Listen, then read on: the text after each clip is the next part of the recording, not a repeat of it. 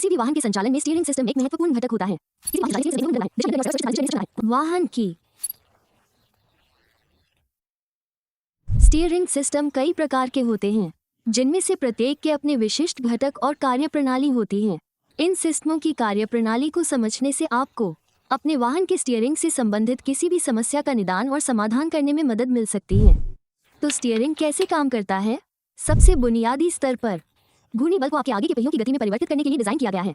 Steering wheel के steering system के प्रकार के आधार पर यह कई कार्यप्रणालियों के माध्यम से संभव है। अब मैं आपको दिखाता हूं कि आपकी कार का स्टीयरिंग सिस्टम आपके प्रयास को कैसे बचाता है। ये स्टीयरिंग व्हील लगभग 15 इंच चौड़ा या 380 मिलीमीटर व्यास का है, मानक आकार। जब आप इसे पूरी तरह से दाएं से बाएं घुमाते हैं तो यह 4 पूर्ण चक्कर होते हैं।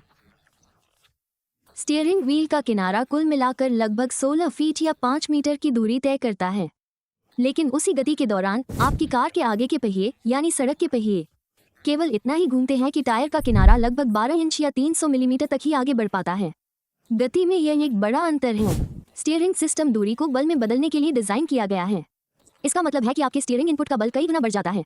अगर आप खुद सड़क के पहिए को धकेलने की कोशिश करते तो आपको लगभग 16 गुना अधिक ताकत की आवश्यकता होती, लेकिन स्टीयरिंग सिस्टम के अंदर मौजूद गियर और लीवर की बदौलत यह सहज महसूस होता है। ये भी सुनिश्चित करते हैं कि मोड़ लेते समय भीतरी आगे का पहिया, जिसे बाहरी पहिए की तुलना में अधिक तंग मोड़ पर घूमना पड़ता है, अधिक तीक्ष्ण कोण पर मुड़ जाता है। आपकी औसत कार या ट्रक में रैक और पिनियन स्टीयरिंग सिस्टम का उपयोग होता है। ये सरल सिस्टम 2 मुख्य भागों से बना है। रैक धातु का एक क्षैतिज टुकड़ा जिसके ऊपरी हिस्से पर दांत होते हैं, और पिनियन गियर स्टीयरिंग शाफ्ट के सिरे पर लगा एक गोल गियर जो रैक के दांतों के साथ इंटरलॉक होता है। यह आधुनिक वाहनों में उपयोग किया जाने वाला सबसे आम प्रकार का स्टीयरिंग सिस्टम है। जब चालक स्टीयरिंग व्हील घुमाता है तो पिनियन घूमता है, रैक को संलग्न करता है और चालक के इनपुट के आधार पर उसे बाएं या दाएं घुमाता है। रैक टाई रॉड के माध्यम से पहियों से जुड़ा होता है और कार के बॉडी के सापेक्ष पहिए के कोण को समायोजित करता है। जब रैक बाएं या दाएं घूमता है तो ये टाई रॉड को धकेलता है, जिससे पहिया इच्छित दिशा में मुड़ जाता है। मान लीजिए कोई ड्राइवर दाएं मुड़ रहा है, वो स्टीयरिंग व्हील को दक्षिणावर्त घुमाता है। पिनियन गियर भी उसी के अनुसार घूमेगा और रैक गियर को दाएं धकेलेगा। टाई रॉड इस गति को स्टीयरिंग नकल तक पहुंचाएगा, जो आगे के पहिए को घुमाकर दाएं ओर मोड़ देता है। पिनियन गियर पर दांतों की संख्या भी स्टीयरिंग पर असर डालती है। कम दांतों से स्टीयरिंग व्हील घुमाना आसान होगा, लेकिन तीखा मोड़ लेने के लिए ज्यादा बार घुमाना पड़ेगा। ज्यादा दांतों से तीखा मोड़ जल्दी लिया जा सकता है, लेकिन इसके लिए थोड़ी ज्यादा ताकत लगानी पड़ेगी।